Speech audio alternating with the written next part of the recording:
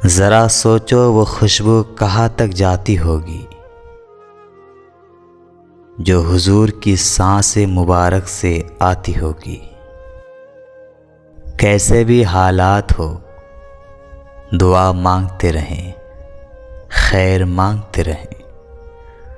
मौजज़ा होने में कोई देर नहीं लगती और फिर वक्त साबित कर ही देता है कि अल्लाह के फैसले गलत नहीं होते।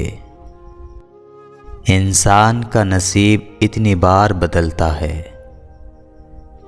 जितनी बार वह अल्लाह से रुजू करता है।